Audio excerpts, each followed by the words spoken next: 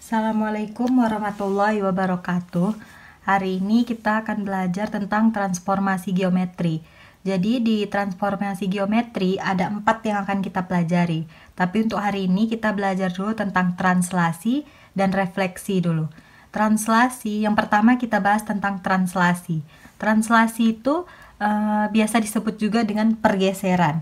Jadi contoh translasi itu di dalam kehidupan nyata seperti ada satu kursi yang diletakkan kemudian kita geser. Nah, itu salah satu contoh translasi.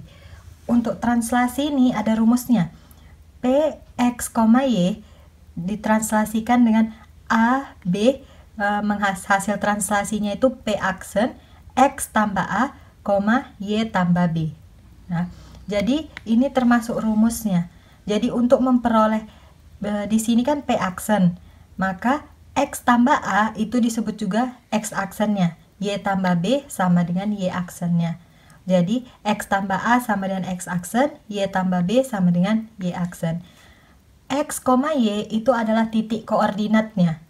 Nah, kemudian AB itu adalah besar translasi atau besar pergeserannya. Contohnya kalau tadi kita menggeser sebuah bangku kan. Jadi bangku itu titik awalnya di mana, kemudian seberapa jauh kita geser, dan di mana letaknya kemudian. Nah, letaknya kemudian itulah yang disebut dengan hasil translasi. Selanjutnya kita masuk ke contoh soal ya. Titik A berada pada koordinat 4,5. Tentukan translasinya oleh 2 minus 3. Jadi dari sini kita masukkan dulu rumus translasi yang ada di awal. Px, Y ditranslasikan sebesar AB, hasilnya P aksen X tambah A, Y tambah B. Jadi X tambah A ini adalah X aksennya, Y tambah B adalah Y aksennya. Seperti yang udah Umi jelaskan sebelumnya ya. Kemudian masukkan titik koordinatnya. Titik koordinatnya itu 4,5. Maka 4 itu nilai X, 5 itu nilai Y-nya. 4,5. Selanjutnya ditranslasikan sebesar 2 dan minus 3. Kita masukkan 2 dan minus 3. Nah, berarti A-nya sama dengan 2 dan B-nya sama dengan minus 3. Untuk menghasilkan translasinya, tentukan translasinya, maka P aksen 4 ditambah 2, 5 ditambah minus 3. Dari mana ini? Dari X tambah A. X-nya 4, A-nya 2, maka 4 tambah 2. Selanjutnya, Y-nya 5, B-nya minus 3, maka 5 ditambah minus 3. Nah, selanjutnya, P 4,5 ditranslasikan sebesar 2 minus 3. P aksennya atau hasil translasinya adalah 6,2. 6 diperoleh dari 4 tambah 2, 6, dan 5 tambah minus 3 itu adalah 2. Ingat, 5 ditambah minus 3, cara perhitungannya, bagi yang lupa ya. 5 tambah minus 3 sama dengan 5 dikurang 3. Kenapa jadi 5 dikurang 3? Tanda positif dikalikan dengan tanda negatif. Hasilnya negatif, maka 5 dikurang 3 adalah 2. Sekarang Umi kasih contoh soal yang kedua, itu hasil translasi oleh minus 3 dan 2 adalah 2, minus 3. Tentukan koordinat titik A. Jadi kalau tadi di contoh soal sebelumnya yang ditanya itu adalah hasil translasi. Sekarang terbalik, yang ditanya itu koordinat titiknya. Nah, cara menyelesaikannya, masukkan lagi rumus translasi di awal. Px, Y, AB, P aksen X tambah A, Y tambah B. Selanjutnya, masukkan apa aja yang diketahui. Px, Y tetap Px, Y. Kenapa? Karena yang mau ditentukan adalah koordinatnya. Di ini adalah koordinatnya. Kemudian ditranslasikan sebesar minus 3 dan 2 dimasukkan. Berarti A-nya minus 3, B-nya 2. Kemudian P aksen di mana sudah diperoleh hasil translasi yaitu 2, minus 3. Maka kita buat 2, minus 3. Jadi dari sini bisa dilihat ini P aksen, maka 2 adalah X aksen dan minus 3 itu adalah Y aksen. Nah, seperti yang ada di awal tadi, di penjelasan awal yang Umi berikan, bahwa X ditambah A itu sama dengan X aksen. Maka kita mau mencari koordinatnya, berarti kita harus menemukan nilai X dan nilai Y. Caranya, X tambah A sama dengan X aksen. Kita masukkan A-nya. A-nya itu adalah minus 3. X ditambah minus 3 sama dengan 2. Kenapa 2? Karena X aksennya adalah 2. Selanjutnya, X dikurang 3. Dikalikan dulu. Positif dikali negatif, negatif. Maka X dikurang 3 sama dengan 2. Selanjutnya, X sama dengan 2. Minus 3 pindah ruas ke sebelah kanan. Menjadi positif 3. Sehingga diperoleh X sama dengan 5. Sudah kita dapat X-nya, selanjutnya kita mencari nilai Y-nya. Karena koordinat kita butuh X dan Y-nya. Untuk Y, kalau tadi X itu X tambah A sama dengan X aksen, maka di Y tambah B sama dengan Y aksen. Kita substitusikan lagi, Y ditambah B-nya itu adalah 2. 2 dimasukkan, kemudian Y aksennya adalah minus 3. Kita masukkan minus 3. Selanjutnya, Y sama dengan minus 3. 2, positif 2, pindah ruas menjadi negatif 2. Maka hasil Y-nya sama dengan minus 5. Jadi diperolehlah koordinat translasinya itu untuk X yaitu 5 dan untuk Y itu adalah minus 5.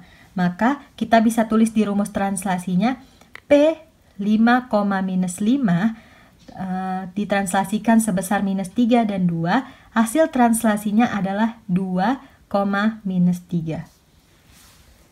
Oke, untuk transformasi geometri yang kedua yang kita bahas itu mengenai refleksi atau pencerminan. Jadi, ini biasa ada di kehidupan sehari-hari. Contohnya, ketika kalian bercermin, itu namanya refleksi atau pencerminan.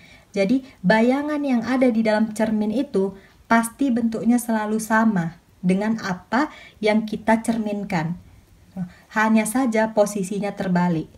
Jadi bentuknya, ukurannya tetap sama, hanya saja posisinya yang terbalik.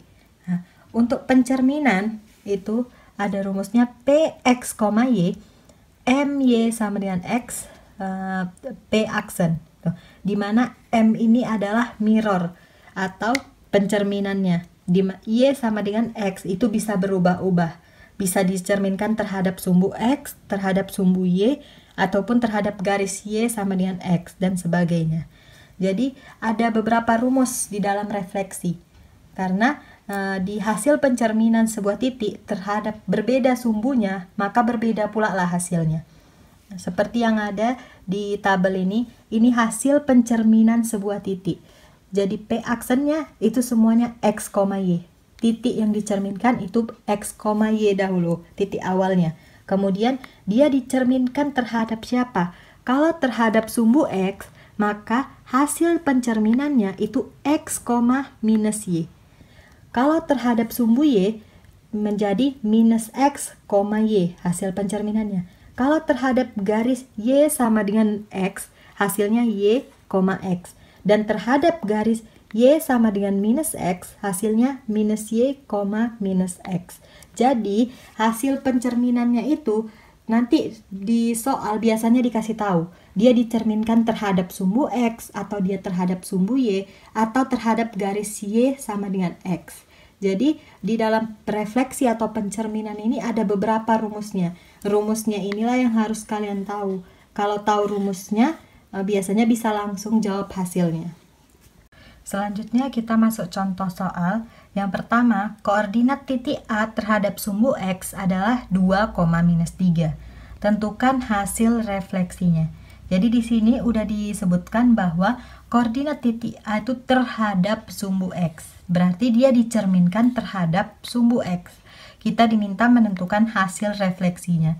2, minus 3 adalah koordinatnya. Jadi sesuai rumusnya, Px, Y mirror atau pencerminan terhadap X.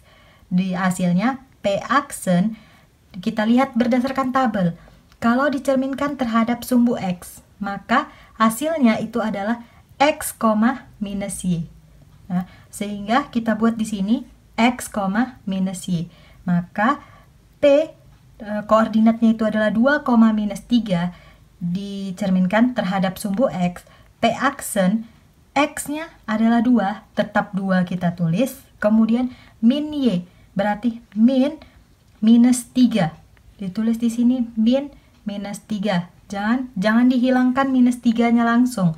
Kenapa? Karena di sini ada minus lagi. Jadi minus dikali minus 3 angkanya. Dari Y-nya dimasukkan. Selanjutnya P 2, minus 3 dicerminkan terhadap X. Hasilnya adalah P aksen 2, minus 3 dikali minus 3 adalah positif 3. Maka hasilnya 2,3. Jadi jangan sampai lupa tanda minusnya. Perhatikan tanda minusnya. Di sini minus Y dan di sini Y. Berarti Y-nya hanya minus 3. Sementara hasil pencerminannya itu Y-nya adalah minus lagi. Jadi minus dikali minus 3-nya. Maka positif 3 hasilnya. Selanjutnya contoh soal yang kedua. Itu titik C minus 1,3 direfleksikan terhadap sumbu Y. Tentukan hasil refleksinya. Di sini kalau tadi sebelumnya contoh soal yang pertama itu dia refleksikan terhadap sumbu X, yang kedua ini direfleksikan terhadap sumbu Y. Cara menyelesaikannya kembali lagi ke tabel yang sebelumnya ya, dimana kalau dia direfleksikan terhadap Y maka hasilnya adalah min X, Y. Maka masukkan koordinatnya P minus 1,3, ini koordinatnya, direfleksikan terhadap Y, maka P aksen min X, di mana X-nya itu adalah minus 1. Maka min dikali minus 1-nya, X-nya itu, kemudian koma, Y-nya. Y-nya adalah 3. Langsung dimasukkan nilai 3-nya. Kemudian hasilnya P minus 1,3 direfleksikan terhadap Y menjadi P aksen. Negatif 1, negatif dikali negatif 1 hasilnya adalah positif 1, 1,3. Jadi untuk refleksi ini yang penting kalian hafal hasil perefleksiannya dan terhadap apa dia direfleksikan. Jadi kalau tadi sebelumnya di dalam translasi kita menjumlahkan, di sini kita nggak menjumlahkan atau mengurangkan, hanya melihat kemana hasil pencerminannya. Dan untuk mempermudah itu kita harus hafal dulu hasil pencerminannya terhadap X, terhadap Y, dan terhadap garis Y sama dengan X atau Y sama dengan minus X. Sekian materi kita untuk hari ini. Kalau ada yang tidak paham atau ada yang kurang dimengerti, bisa tanyakan sama Umi melalui WA. Assalamualaikum warahmatullahi wabarakatuh.